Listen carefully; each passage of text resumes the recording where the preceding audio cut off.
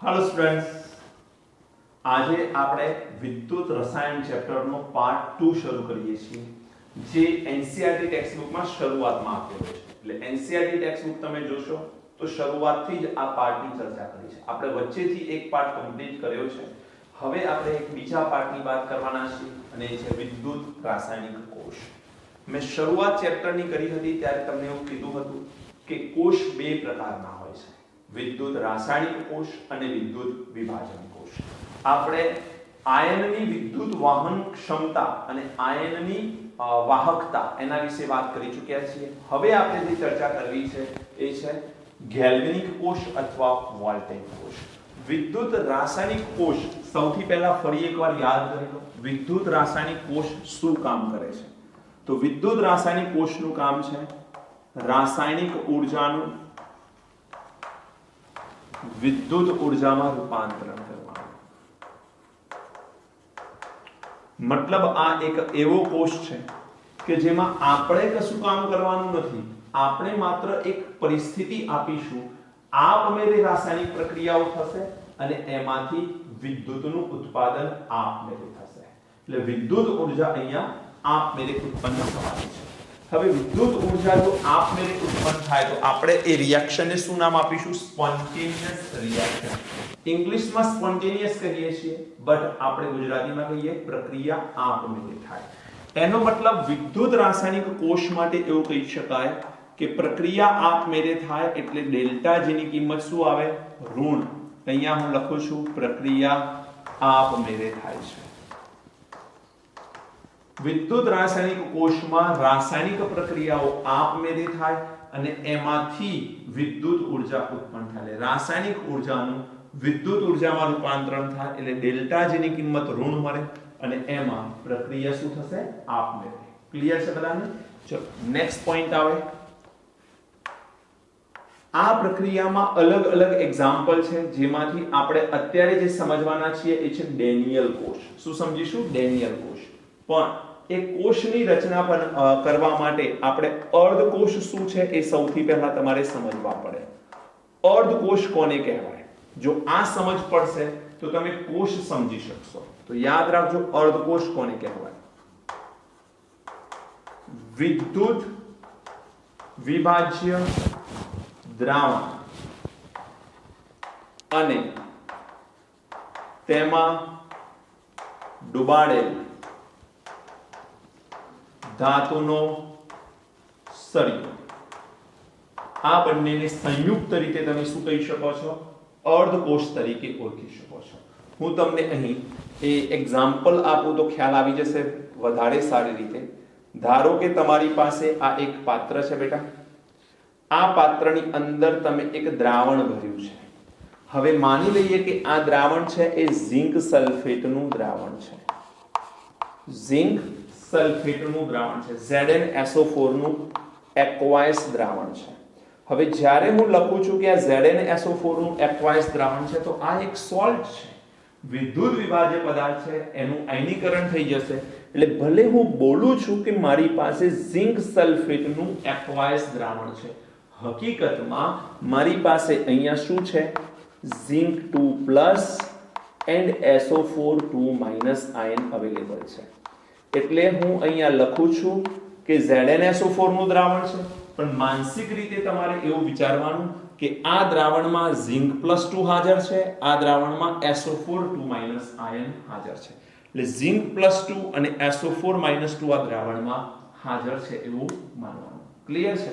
ચલો હવે આપણી પાસે આ એક દ્રાવણ છે જેમાં વિદ્યુત વિભાજ્ય પદાર્થ છે। હવે અહીંયા આપણે એક સળિયો ડુબાડવાના છીએ। આ જે સળિયો છે એ ચોક્કસ વજન કરેલો ધાતુનો સળિયો છે, પણ અહીં ફિક્સ ધાતુ હોય છે। ગમે તે ધાતુનો સળિયો તમે લેશો એ નહીં ચાલે।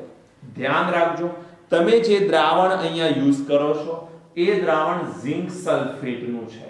ઝિંક સલ્ફેટનું દ્રાવણ હોય તો એમાં ધાતુ કોણ છે? ઝિંક। ઝિંક 2+ આયન સ્વરૂપે આમાં હાજર છે। તો જે ધાતુનો આયન દ્રાવણમાં હોય એ જ ધાતુનો સળિયો લેવો, આ કમ્પલસરી છે, કમ્પલસરી। જે ધાતુનો આયન દ્રાવણમાં હોય એ જ ધાતુનો સળિયો લેવાનો રહેશે. તો આ ધાતુનો સળિયો આપણે અહીંયા લઈશું એટલે અહીં આપણી પાસે આ ઝીંકનો સળિયો આવી ગયો. આટલો જે પાર્ટ બન્યો વિદ્યુત વિભાજ્ય દ્રાવણ અને તેમાં ડુબાડેલ ધાતુનો સળિયો, આ આટલા ભાગને આપણે શું નામ આપીશું? અર્ધકોષ તરીકે ઓળખીશું. અર્ધકોષ તરીકે ઓળખીશું. બોલો, ખબર પડી? આને રજૂ કરવાની પદ્ધતિ સમજીએ તો રજૂ કરવાની પદ્ધતિ છે ઝિંક ઓબ્લિક ઝિંક 2+. આ ઝિંકનો સળિયો કયો છે? સોલિડ. અને ઝિંક 2+ નું દ્રાવણ કયું છે? એક્વાયસ. મતલબ અહીં સ્લેશ કરીને લખવામાં આવે ઝિંક સોલિડ /ઝિંક 2+ એક્વાયસ. જો આ રીતે કોઈ પણ જગ્યા પર રિપ્રેઝન્ટેશન કરેલું હોય તો સમજી લેવાનું કે આ રિપ્રેઝન્ટેશન અર્ધકોષનું છે. આ કહે છે કે ઝિંકનો સળિયો ઝિંક 2+ ના દ્રાવણમાં ડુબાડેલો છે. બોલો, ખ્યાલ આવે કે નહીં? હજુ એક બીજો અર્ધકોષ લખીએ. ધારો કે તમારી પાસે છે અહીંયા એક બીજું પાત્ર. આ પાત્રની અંદર પણ અહીંયા દ્રાવણ ભરેલું છે. માનો કે બેટા અહીં જે દ્રાવણ છે એ કોપર સલ્ફેટનું દ્રાવણ છે, તો એ પણ એક્વાયસ. હવે તમને શીખવાડ્યું એ પ્રમાણે કોપર સલ્ફેટનું એક્વાયસ દ્રાવણ બોલીશું ખરા, પણ હકીકતમાં એની અંદર શું હશે? કોપર +2 અને SO4 2- આયન. તો આ દ્રાવણમાં કોણ હાજર હોય? કોપર 2+ અથવા 2++2 જે લખો તમે, અને SO4 2- or -2 whatever. તો અહીં કોપર 2+ અને SO4 2- આની અંદર આવેલા છે. આ વિદ્યુત વિભાજ્ય પદાર્થનું દ્રાવણ ભર્યું. હવે આમાં મારે એક સળિયો ડુબાડવો છે. બોલો, કયો સળિયો ડુબાડીશ? Very good. કોપર 2+ નું દ્રાવણ છે, એનો મતલબ કોપરનો ચોક્કસ વજન કરેલો સળિયો મારે આમાં ડુબાડવાનો રહેશે. ચોક્કસ વજન કરેલો કેમ કહું છું? આપણે થોડી વારમાં એની પણ ખબર પડશે. તો અહીંયા કોપરનો ચોક્કસ વજન કરેલો સળિયો છે. આ કોપરનો ચોક્કસ વજન કરેલો સળિયો છે. તો સમજો કે જે આયન ધાતુનો દ્રાવણમાં હાજર છે એ જ આયનનો ધાતુ આપણે સળિયા સ્વરૂપે લેવાનો રહેશે. એટલે અહીં તમારી પાસે આ સળિયો જે છે એ ધાતુનો અને એના જ આયનનું દ્રાવણ હોવું જોઈએ. આ નિયમ ધ્યાન રાખજો. આને આપણે શું નામ આપીશું? અર્ધકોષ તરીકે ઓળખીશું. હું આ નિયમ કેમ લાગુ પાડવાનું કહું છું? જેમાં સળિયો અને આયન બંને સેમ, કારણ કે મારે ગેલ્વેનિક કોષ બનાવવો છે. મતલબ એક ડેનિયલ કોષનું નિર્માણ કરવું છે. આ કોષને તમે ગેલ્વેનિક કોષ, વોલ્ટેઇક કોષ અથવા બીજું એક નામ આપી શકો, ધેટ ઇઝ ડેનિયલ કોષ પણ કહી શકો છો. હવે શું કરવાના છે જોજો. આ એક અર્ધકોષ, આ એક બીજો અર્ધકોષ. આ પહેલા અર્ધકોષને રજૂ કર્યો ઝિંક સોલિડ ઝિંક 2+. બીજા અર્ધકોષને રજૂ કરશું કોપર સોલિડ /કોપર 2+. તો આ અર્ધકોષને રજૂ કરવાની પદ્ધતિ છે બેટા. હા, બીજો પોઈન્ટ, આ જે એક્વાયસ લખ્યું છે એની જગ્યા પર સમજો. એક્વાયસ ની જગ્યા પર તમને આની સાંદ્રતા ખબર હોય, 1 મોલર, 0.1 મોલર, 0.2 મોલર, જે પણ ખબર હોય. જો સાંદ્રતા ખબર છે તો એક્વાયસ ની જગ્યા પર તમે સાંદ્રતા લખી શકો છો. સેમ અહીંયા પણ એક્વાયસ ની જગ્યા પર તમે સાંદ્રતા જો ખબર છે તો સાંદ્રતા જ લખવી જોઈએ તમારે. ઓકે, હવે આપણી પાસે બે અર્ધકોષ આવી ગયા છે. બે અર્ધકોષમાં તમે શું જાણો છો?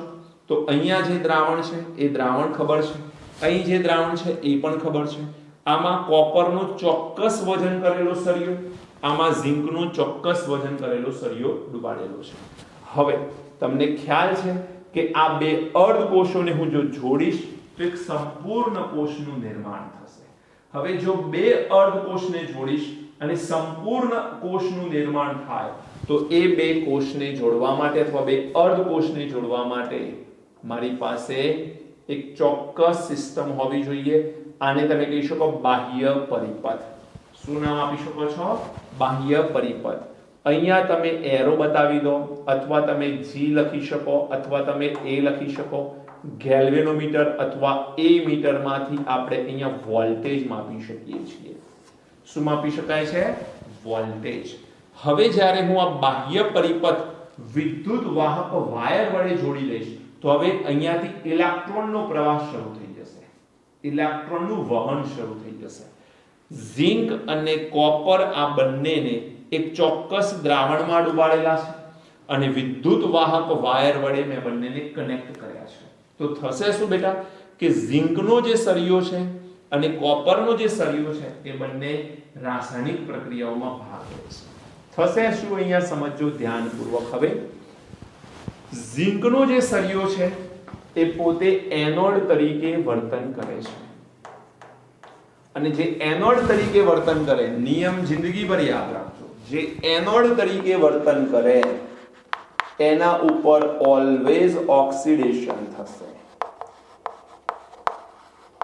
એટલે અહીં ઝીંકનો સળિયો જો એનોડ તરીકે વર્તન કરે છે તો એના ઉપર ઓક્સિડેશન થશે. અહીં કોપરનો સળિયો કેથોડ તરીકે વર્તન કરે છે માટે એના ઉપર રિડક્શન થશે. તો અહીં તમને ખબર પડી ગઈ કે કોપર સળિયો રિડક્શન માટે છે અને ઝિંક સળિયો ઓક્સિડેશન માટે છે. હવે ઓક્સિડેશન અને રિડક્શનની વ્યાખ્યાઓ જો તમને આવડે છે તો તમારું કામ સરળ છે. ઓક્સિડેશનની વ્યાખ્યા શું છે? ઇલેક્ટ્રોન દૂર થાય. ઇલેક્ટ્રોનના સંદર્ભમાં અહીંયા ઓક્સિડેશન રિડક્શનની વ્યાખ્યાઓ તમને આવડવી જોઈએ. તો ઓક્સિડેશન એનોડ ઉપર થશે તો ઇલેક્ટ્રોન દૂર થાય એ પ્રક્રિયાને ઓક્સિડેશન કહેવાય. કોણ છે એનોડ ઉપર? ઝિંક. તો ઝિંક ઇલેક્ટ્રોન ગુમાવશે. તો અહીંયા આપણે લખી શકીએ ઝિંક સોલિડ શું કરશે બેટા? ઝિંક 2+ આપશે એક્વાયસ સ્વરૂપે અને 2 ઇલેક્ટ્રોન દૂર કરશે. આ પ્રક્રિયા કઈ પ્રક્રિયા છે? ઓક્સિડેશનની પ્રક્રિયા છે. કારણ કે આ પ્રક્રિયામાં ઇલેક્ટ્રોન દૂર થાય. હવે સમજો અહીંયા કે આ ઝિંકનો ચોક્કસ વજન કરેલો સળિયો છે. આમાંથી ઝિંક 2+ આયનો ક્યાં આવી રહ્યા છે? દ્રાવણમાં. જુઓ તમે, ઝિંક સોલિડમાંથી ઝિંક +2 આયનો ક્યાં આવી રહ્યા છે? દ્રાવણની અંદર આવી રહ્યા છે. તો આ સળિયામાંથી ઝિંક 2+ ના આયનો દ્રાવણમાં આવી રહ્યા છે. જોડે ઝિંક 2+ ની સાથે બીજું શું ઉત્પન્ન થાય છે? ઇલેક્ટ્રોન. એ જે ઇલેક્ટ્રોન છૂટા પડે છે એ ઇલેક્ટ્રોન ક્યાં છે? વિદ્યુત ધ્રુવ પર. ઝિંકના સળિયા પર ઇલેક્ટ્રોન છે અને ઝિંક 2+ જે છૂટા પડ્યા એ દ્રાવણમાં છે. સમજવાનો પ્રયત્ન એ કરો કે દ્રાવણમાં પહેલેથી ઝિંક 2+ છે કે નહીં? તો છે. અને સળિયામાંથી ઝિંક 2+ ફરી દ્રાવણમાં આવે છે. તો આ ઝિંક 2+ ના પ્રમાણમાં શું થઈ રહ્યું છે? વધારો. Very good.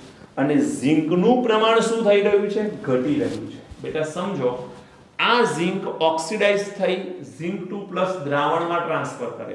માનો કે આના 1 લાખ પરમાણુ ઝિંક 2+ આયન બનાવતા હોય તો આ સળિયા પરથી 1 લાખ પરમાણુ ગાયબ થઈ ગયા કે નહીં?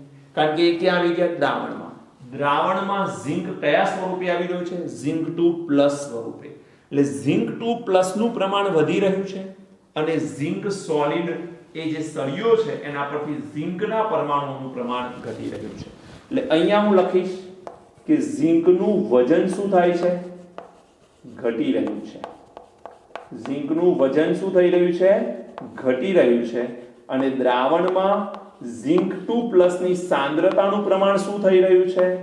વધી રહ્યું છે. બોલો ખબર પડે કે નહીં? ઝિંક 2+ દ્રાવણમાં પહેલેથી છે અને ઝિંકનો સળિયો ઝિંક 2+ દ્રાવણમાં આપે એટલે ઝિંક 2+ નું પ્રમાણ દ્રાવણમાં વધી રહ્યું છે. રાઈટ?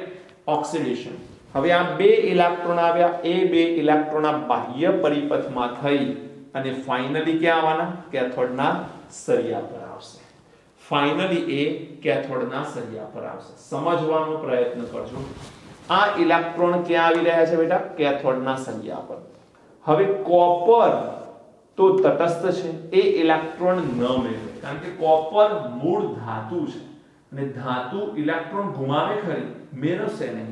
તો આ ઇલેક્ટ્રોન આ કોપરમાં તો ન જઈ શકે પણ કોપરના સળિયા પર જરૂર આવશે. હવે સળિયા પર કેમ આવે એનું કારણ, તો આ કોપરનો સળિયો જે દ્રાવણમાં ડુબાડેલો છે એ દ્રાવણ કોનું છે? કોપર સલ્ફેટનું. કોપર સલ્ફેટમાં કોપર 2+ SO4 2- આયન છે. એવું માની લઈએ છીએ કે આ સળિયાની આસપાસ જેટલા પણ કોપર 2+ આયનો છે, જેટલા પણ કોપર 2+ આયનો છે એ કોપર 2+ આયનો શું કરશે? 2 ઇલેક્ટ્રોન મેળવશે. એટલે સળિયા પર કોપર 2+ આયનો નજીક છે, અહીંયાથી ઇલેક્ટ્રોન આવવાના છે. એ ઇલેક્ટ્રોન ક્યાંથી આવ્યા? ઝીંકે ઝીંક 2+ બનાવ્યો જે દ્રાવણમાં એડ થયો, છૂટા પડેલા બે ઇલેક્ટ્રોન, બાહ્ય પરિપથ કહું છું આને, છૂટા પડેલા ઇલેક્ટ્રોન બાહ્ય પરિપથ માંથી પસાર થઈ અને કેથોડ ઉપર આવે છે. એ કેથોડ પર આવેલા ઇલેક્ટ્રોન આ કોપર 2+ શું કરશે? મેળવશે.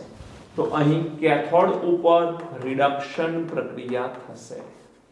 હવે બેટા કેથોડ પર રિડક્શન પ્રક્રિયા થાય તો કોપર સોલિડ તો એઝ ઇટ ઇઝ છે, એ ખાલી પોતાની સરફેસ આપે છે ઇલેક્ટ્રોનને આવવા માટે. આ ઇલેક્ટ્રોન કોપરની સરફેસ પર આવશે, પણ આ કોપરની આસપાસ કયા આયનો છે? કોપર સલ્ફેટમાંના કોપર 2+. આ કોપર 2+ આ ઇલેક્ટ્રોન મેળવે, એટલે કોપર 2+ બે ઇલેક્ટ્રોન મેળવે. આ બે ઇલેક્ટ્રોન ક્યાંથી આવ્યા?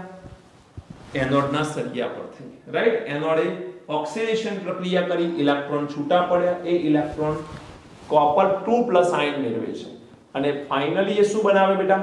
Copper solid. ઇલેક્ટ્રોન મેળવવાની આ પ્રક્રિયાને શું કહેવાય? રિડક્શન. આમ તો કહેવાય ઓક્સિડેશન અર્ધ પ્રક્રિયા અને રિડક્શન અર્ધ પ્રક્રિયા. આખું લખવું હોય તો એવું લખાય, oxidation half reaction, reduction half reaction, આવું લખવું જોઈએ. હવે ફાઇનલ ઇક્વેશન જેને તમે કહી શકો કોષ પ્રક્રિયા. કોષ પ્રક્રિયા શું છે? તો તમે રેડોક્સ પ્રક્રિયા ભણી ચૂક્યા છો. એમાં સામ સામે ઇલેક્ટ્રોનની સંખ્યા સમાન કરી એને ઉડાડી દેવાની. તો અહીંયા તો સમાન જ છે, બે ઇલેક્ટ્રોન કેન્સલ થઈ જાય, વધશે શું? Zinc solid plus copper +2 aqueous gives, આ બંનેનો અહીંયા સરવાળો કર્યો, આ બંનેનો અહીંયા સરવાળો, zinc +2 aqueous plus copper solid. અને આ જે પ્રક્રિયા થઈ, આ પ્રક્રિયાને તમે રેડોક્સ પ્રક્રિયા કહી શકો. હવે અહીંયા જે ઘટના બની એ ઘટના ઉપર ફરી એકવાર નજર કરો. કોપર 2+ બે ઇલેક્ટ્રોન મેળવી. આ બે ઇલેક્ટ્રોન ક્યાંથી આવે બેટા? એનોડ પરથી, રાઈટ? અને કોપર 2+ ક્યાં છે? તો દ્રાવણમાં. આ કોપર 2+ એ બે ઇલેક્ટ્રોન મેળવ્યા, અહીંયાથી ઇલેક્ટ્રોન આવવાના છે, એ ઇલેક્ટ્રોન આ કોપર 2+ મેળવે અને શામાં કન્વર્ટ થયો? કોપર સોલિડમાં. એટલે દ્રાવણમાં જે કોપર +2 છે એ ધીમે ધીમે કોપર સ્વરૂપે સળિયા પર જમા થઈ રહ્યો છે. બોલો, ખ્યાલ આવે છે? કોપર 2+ કોપર સ્વરૂપે સળિયા પર જમા થાય. મેં તમને એવું કીધું હતું કે ચોક્કસ વજન કરેલો કેથોડનો સળિયો લેવાનો. હવે કોપર જો જમા થાય છે તો કેથોડના સળિયાના વજનમાં શું થવાનું બેટા? વધારો. તો અહીંયા હું લખીશ કે કોપરનું વજન વધવાનું છે. કોપરના વજનમાં શું થાય? વધારો. સેકન્ડ પોઈન્ટ, દ્રાવણમાં કોપર 2+ નું પ્રમાણ શું થાય? કોપર 2+ બે ઇલેક્ટ્રોન મેળવી કોપર સોલિડમાં કન્વર્ટ થાય છે. એ સોલિડ આ સળિયા પર જમા થાય અને સળિયાના વજનમાં વધારો થાય. હવે દ્રાવણમાં શું છે? Copper 2+ ion. એ કોપર 2+ આયન ધીમે ધીમે જો કોપર સોલિડમાં કન્વર્ટ થતા હોય તો કોપર 2+ આયનના પ્રમાણમાં શું થાય બેટા? બોલો, કોપર 2+ આયનની સાંદ્રતા ઘટે છે. કોપર 2+ આયનની સાંદ્રતા ઘટે છે. ઓકે, તો અહીં આપણે ભણ્યા કે ઝિંકના સળિયાના વજનમાં ઘટાડો અને ઝિંક 2+ ની સાંદ્રતા વધે છે. કોપરના સળિયાના વજનમાં વધારો અને કોપર 2+ આયનની સાંદ્રતા ઘટે છે.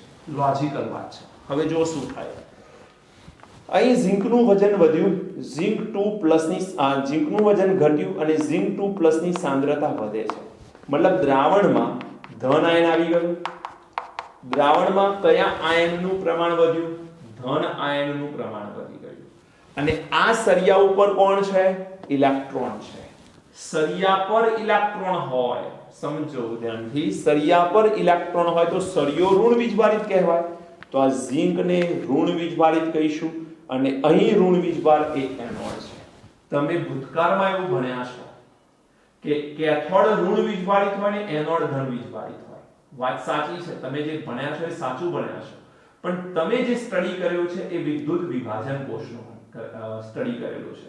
આ વિદ્યુત રાસાયણિક કોષ છે. વિદ્યુત રાસાયણિક કોષમાં એનોડ ઋણ હોય બેટા, ધ્યાન રાખજો. કેમ? કારણ કે દ્રાવણ ધન હોય તો એનાથી ઓપોઝિટ વીજભાર સળિયાનો હોવો જોઈએ. બંને સેમ વીજભારથી કોઈ દિવસે અર્ધકોષ ન બને. તો દ્રાવણ ધન વીજભારિત બન્યું કારણ કે ઝિંક 2+ આવ્યા. હવે જો દ્રાવણ ધન વીજભારિત બને છે તો સળિયા ઉપર ઇલેક્ટ્રોન આવે છે અને સળિયા પર ઇલેક્ટ્રોન છે માટે એ ઋણ વીજભારિત બને છે. ક્લિયર છે? હવે તમે જુઓ, આ દ્રાવણની હું ચર્ચા કરું તો આ દ્રાવણમાંથી કોપર 2+ નું પ્રમાણ શું થાય? બોલો, ઘટે છે. જુઓ, હવે કોપર 2+ અને SO4 2- બંનેનું શરૂઆતમાં પ્રમાણ કેવું હશે? સમાન. જેટલું કોપર 2+ આયનનું પ્રમાણ હશે એટલું જ SO4 2- આયનનું પ્રમાણ પણ હશે. મતલબ બંનેના પ્રમાણ શરૂઆતમાં સમાન હશે, એટલે કે દ્રાવણ તટસ્થ હશે. પણ જ્યારે ઇલેક્ટ્રોન પ્રાપ્ત થયા એટલે કોપર 2+ એ ઇલેક્ટ્રોન મેળવી લીધા. ઇલેક્ટ્રોન મેળવી લીધા એટલે કોપર 2+ કન્વર્ટ થાય છે કોપર સોલિડમાં. એટલે દ્રાવણમાં કોપર 2+ નું પ્રમાણ ઘટ્યું, મતલબ ધન આયન ઘટી ગયો. ઉદાહરણ તરીકે માનો કે 100 આયન કોપર 2+ ના અને 100 આયન સલ્ફેટ આયન હતો. હવે 100 માંથી 10 આયન કોપર સોલિડ તરીકે સળિયા પર જતા રહ્યા. તો હવે કોપર 2+ ના દ્રાવણમાં કેટલા આયન રહ્યા? 90. 10 તો ગયા ને રિડક્શન થઈને. એટલે કોપર 2+ રિડક્શન પામી કોપર સોલિડમાં કન્વર્ટ થાય. તો 100 માંથી 10 તો રિડક્શન પામી સળિયા પર ગયા, વધ્યા 90. 90 કોપર 2+ પણ સલ્ફેટ તો 100 ના 100 જ છે બેટા. હવે સલ્ફેટ 100 ના 100 હોય તો વીજભાર એનો -200. 100 × -2, જ્યારે આનો વીજભાર 180. તો હું એવું કહું કે આ દ્રાવણનો વીજભાર કેવો? તો દ્રાવણનો વીજભાર ઋણ, નેગેટિવ ચાર્જડ આ દ્રાવણ કહેવાય. આપણે ઋણ વીજભાર ઉમેર્યો નથી, સમજજો, પણ ધન વીજભાર દૂર કરી લીધો. કેવી રીતે? રિડક્શન થઈને. કેથોડ પર રિડક્શન થયું એટલે આ દ્રાવણમાંથી ધન વીજભાર હટી ગયો. ધન વીજભાર દૂર થઈ રહ્યો છે એટલે ઓટોમેટિકલી ઋણ વીજભારના પ્રમાણમાં શું થયું? વધારો. સમજો, ઋણ વીજભાર આપણે એડ નથી કર્યો પણ ધન વીજભાર દૂર કર્યો એટલે ઋણ વીજભારનું પ્રમાણ વધ્યું. બેટા જો આ દ્રાવણ ઋણ વીજભારિત હોય તો આ સળિયાનો વીજભાર કેવો હોય? એનાથી બિલકુલ વિરુદ્ધ. એટલે આ સળિયાને આપણે ધન વીજભારિત સળિયો માનીએ છીએ. એટલે અહીં તમને એ સમજ પડી હશે કે ઋણ વીજભારિત સળિયો એનોડ તરીકે વર્તે છે, ધન વીજભારિત સળિયો કેથોડ તરીકે વર્તે છે, અને આ ધન વીજભારિત સળિયો એ ઋણ વીજભારિત દ્રાવણમાં છે, ઋણ વીજભારિત સળિયો ધન વીજભારિત દ્રાવણમાં છે. હવે અહીં એક નવી પરિસ્થિતિ ઊભી થાય છે. શું પરિસ્થિતિ ઊભી થાય છે? જરા જોજો ધ્યાનથી કે આમાં ધન આયનનું પ્રમાણ વધી ગયું અને વિદ્યુત ધ્રુવ પર ઇલેક્ટ્રોન છે. હવે આ ધન આયન આ ઇલેક્ટ્રોનને આકર્ષિત કરે કે ના કરે? બિલકુલ કરે. તો આ એનોડ પર ઇલેક્ટ્રોન જે છે એને આ સર્કિટમાંથી પેલી બાજુ જવા જ નહીં દે. એનોડનો વીજભાર જો વધી જાય તો એનોડ ધન વીજભારિત હોવાથી, આ દ્રાવણ ધન વીજભારિત હોવાથી એક્ચ્યુઅલી આ ઇલેક્ટ્રોનને તે બાહ્ય પરિપથમાં થઈ કેથોડ પર જતા રોકશે. બીજી વસ્તુ, અહીં માનો કે ઇલેક્ટ્રોન આવી પણ ગયા તો આ દ્રાવણ કયો વીજભાર ધરાવે છે? ઋણ વીજભારિત દ્રાવણ આ ઋણ વીજભારિત ઇલેક્ટ્રોનને દ્રાવણમાં એન્ટર નહીં થવા દે. તો અહીં એક પરિસ્થિતિ એવી ઉત્પન્ન થઈ કે પ્રક્રિયા શરૂ તો થઈ શરૂઆતમાં, પણ એ પ્રક્રિયા લાંબો સમય સુધી ચાલશે નહીં. કેમ? કારણ કે એક દ્રાવણ ધન વીજભારિત બની ગયું, એક દ્રાવણ ઋણ વીજભારિત બની ગયું, અને એ કન્ડિશનમાં ધન વીજભારિત દ્રાવણ ઇલેક્ટ્રોનને એનોડ પરથી દૂર નહીં થવા દે અને દૂર થયેલા ઇલેક્ટ્રોનને ઋણ વીજભારિત દ્રાવણ અંદર નહીં આવવા દે. એટલે એક જવા નહીં દે, એક આવવા નહીં દે, અને પરિણામે અહીંયા વોલ્ટેજ આપણને મળશે નહીં, કરંટ ફ્લો નહીં મળે. ક્લિયર? શરૂઆતમાં તો કરંટ ફ્લો મળ્યો આપણને, કારણ કે શરૂઆતમાં ધન વીજભાર વધતા જતા હતા, એટલા બધા હતા નહીં. એટલે શરૂઆતમાં તો આ પ્રક્રિયા થઈ. એટલે શરૂઆતમાં ઇલેક્ટ્રોન ક્યાંથી ક્યાં વહન પામ્યા? એનોડ થી કેથોડ. એટલે પરીક્ષામાં પૂછાય તો ઇલેક્ટ્રોનનું વહન, ઇલેક્ટ્રોનના વહનની દિશા કઈ છે? તો ઇલેક્ટ્રોનના વહનની દિશા આપણને ખબર હોવી જોઈએ, એનોડ થી કેથોડ. તો વિદ્યુત પ્રવાહના વહનની દિશા શું છે? વિદ્યુત પ્રવાહના વહનની દિશા શું હોય? આ પણ આપણને ખબર હોવી જોઈએ. તો ઇલેક્ટ્રોન જે દિશામાં વહન પામે તેનાથી વિરુદ્ધ દિશામાં વિદ્યુત પ્રવાહ વહન પામે. એટલે ઇલેક્ટ્રોન જો એનોડ થી કેથોડ જઈ રહ્યા છે તો વિદ્યુત પ્રવાહ કેથોડ થી એનોડ તરફ આવશે. યાદ રાખજો બેટા, વિદ્યુત પ્રવાહના વહનની દિશા કેથોડ થી એનોડ. હા, હવે તમારા મનમાં એક સવાલ હશે કે સર આ તો બરોબર છે, પણ આ અમુક સમય સુધી જ થશે, કારણ કે તમે કીધું એ પ્રમાણે આનો ધન આયન વધી ગયો, આનો ઋણ આયન વધી ગયો, એટલે આ ઇલેક્ટ્રોન જવા નહીં દે, આ ઇલેક્ટ્રોન આવવા નહીં દે, તો અહીંયા કોઈ પણ પ્રકારનું આપણને વોલ્ટેજ જોવા નહીં મળે. ગેલ્વેનોમીટર કે એમીટર એ વોલ્ટેજ બતાવવાનું કામ કરે છે, એ વોલ્ટેજ જોવા જ નહીં મળે. તો હવે જો મારે ફરીથી વોલ્ટેજ જોવા છે, ફરીથી વિદ્યુત પ્રવાહ ઉત્પન્ન કરવો છે, તો આનો ધન વીજભાર મારે દૂર કરવો પડે અને આનો ઋણ વીજભાર મારે દૂર કરવો પડે. એનો મતલબ ફરીથી પાછું મૂળ દ્રાવણ બનાવવું પડે, મતલબ ફરીથી વિદ્યુત તટસ્થતા જાળવવી પડે. અને એ વિદ્યુત તટસ્થતા જાળવવા માટે આપણે દ્રાવણની અંદર, માનો કે આ દ્રાવણ છે અહીંયા સુધી, આપણે દ્રાવણની અંદર એક યુ શેપની ટ્યુબ ડુબાડતા હોઈએ છીએ.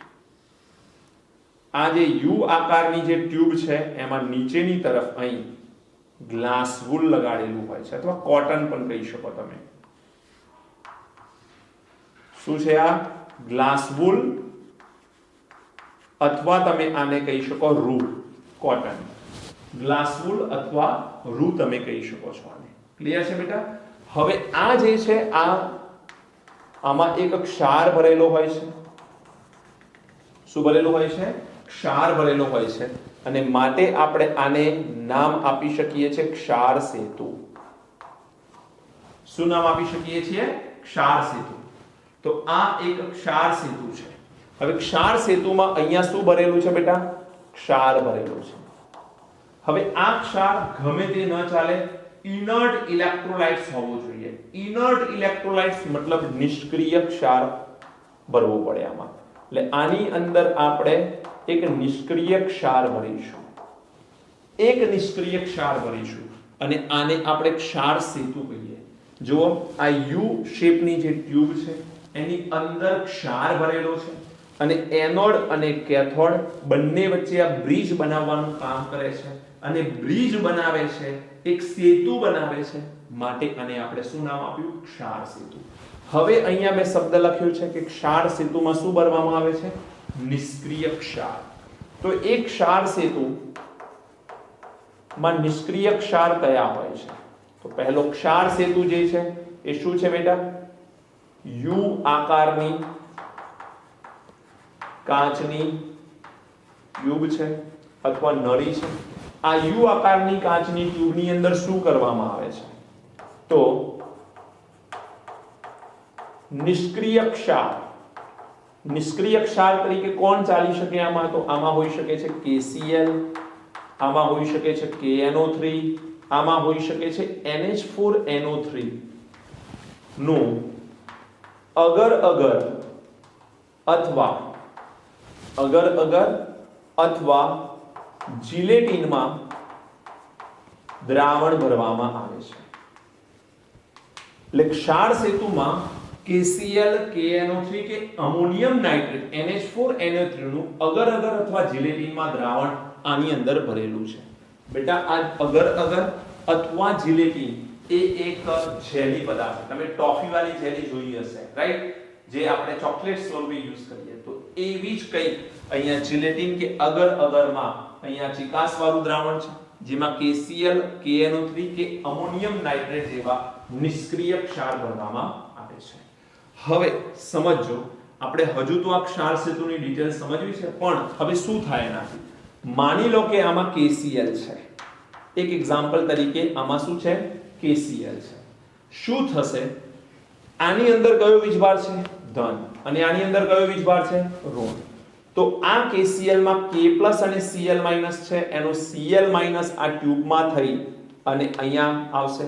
આ KCl નો K+ ટ્યુબમાં થઈ અહીંયા છેડે આવશે. એટલે અહીં કયો વીજભાર આવી ગયો? ધન વીજભાર. અહીં કયો વીજભાર આવી ગયો? ઋણ વીજભાર.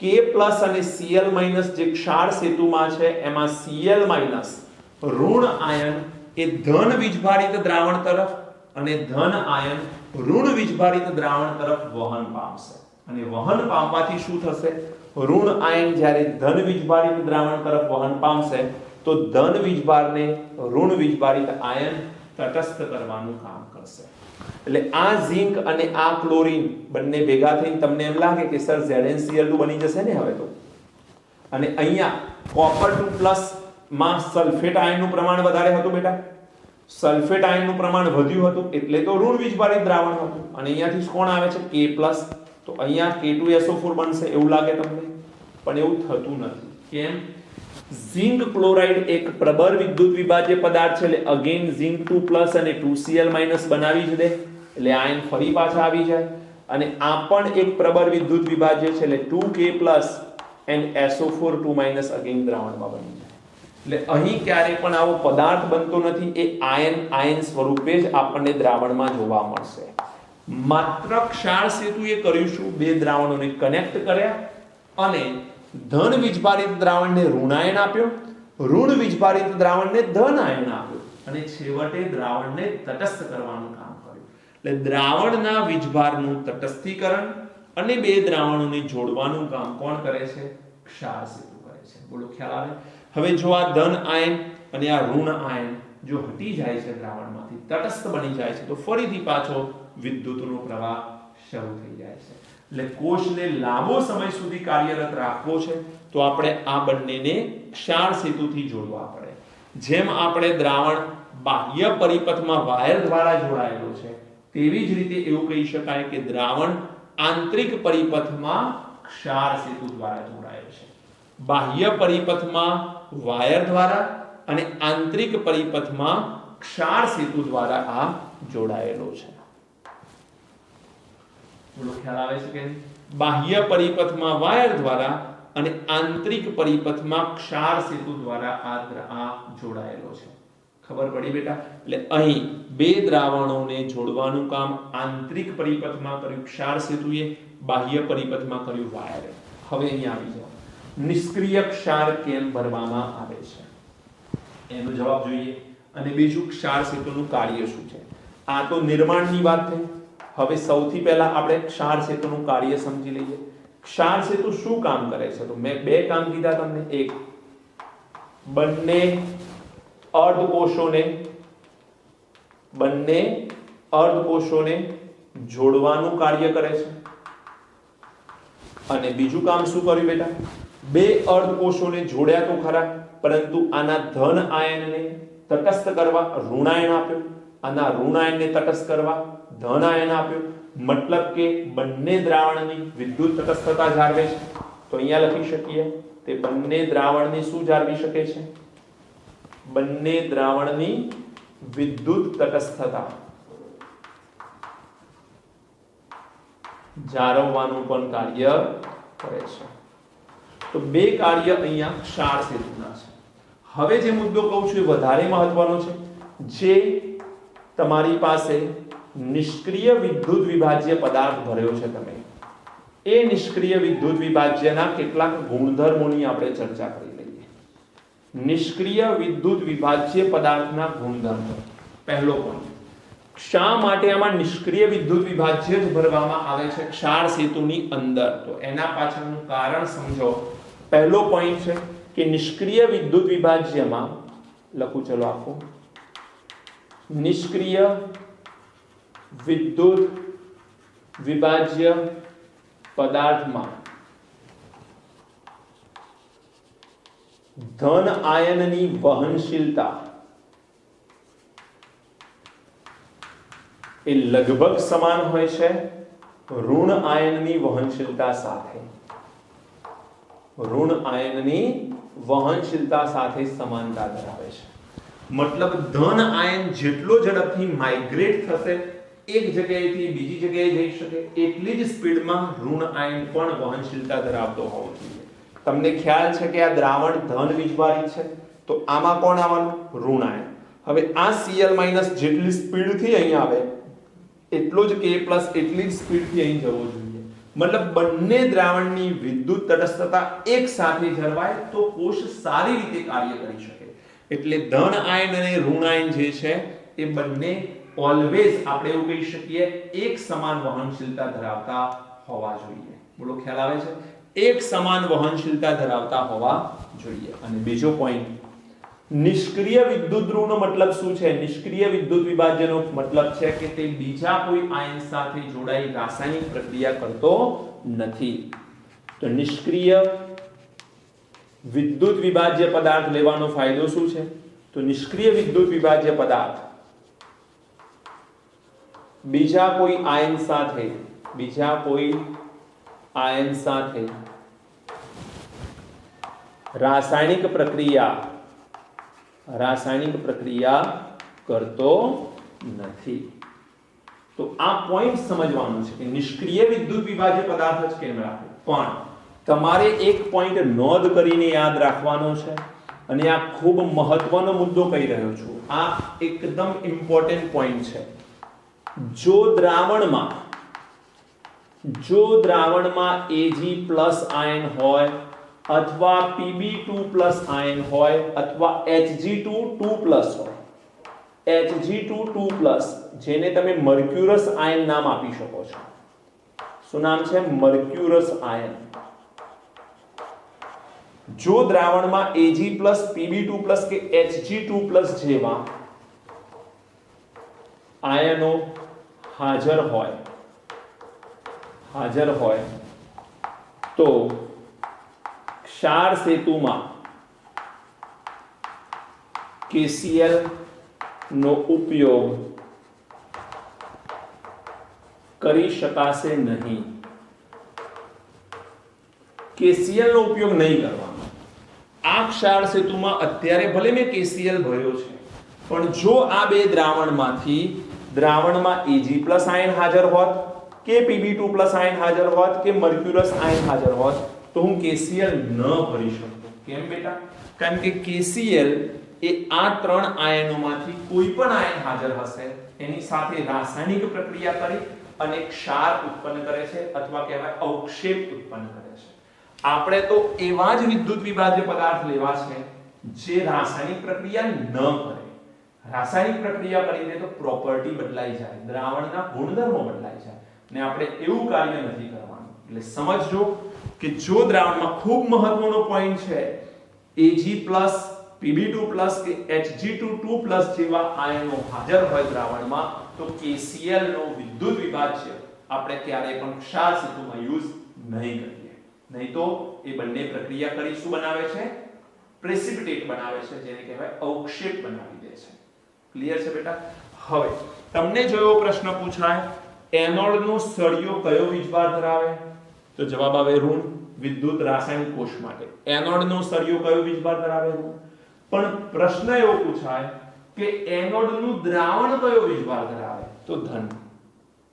એનોડનું દ્રાવણ ધન વીજભાર ધરાવે. એવી રીતે કેથોડનો સળિયો કયો વીજભાર ધરાવે, તો કેથોડનો સળિયો ધન વીજભાર ધરાવે. તો કેથોડનું દ્રાવણ કયો વીજભાર ધરાવે? ઋણ. શું આપણે ઋણ વીજભારમાં એડ કર્યો છે? ના. આપણે અહીં માત્ર શું કર્યું છે? આપણે ઋણ વીજભાર એડ નથી કર્યો, પણ ધન વીજભારિત આયનનું રિડક્શન થઈ ગયું. એટલે ધન આયન ઘટી ગયા, ઓટોમેટિકલી ઋણ આયનનું પ્રમાણ વધી ગયું. ક્લિયર છે બેટા?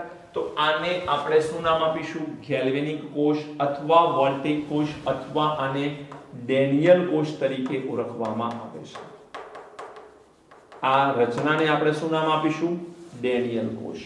ડેનિયલ કોષની અંદર ધ્યાન રાખજો, ગેલ્વેનિક કે વોલ્ટેઇક કોષ જનરલ નામ છે.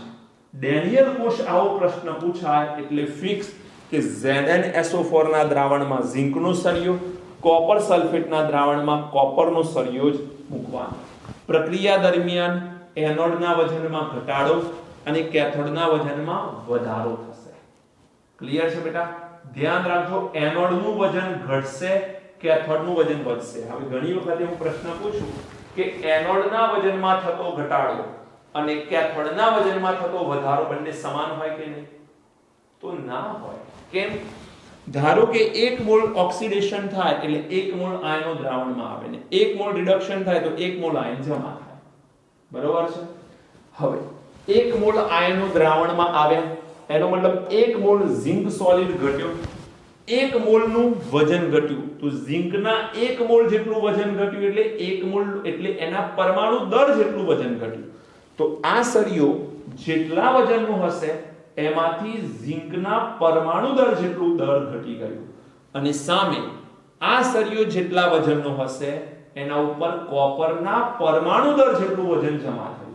શું ઝિંક અને કોપરના પરમાણુ દળ સમાન છે? ના।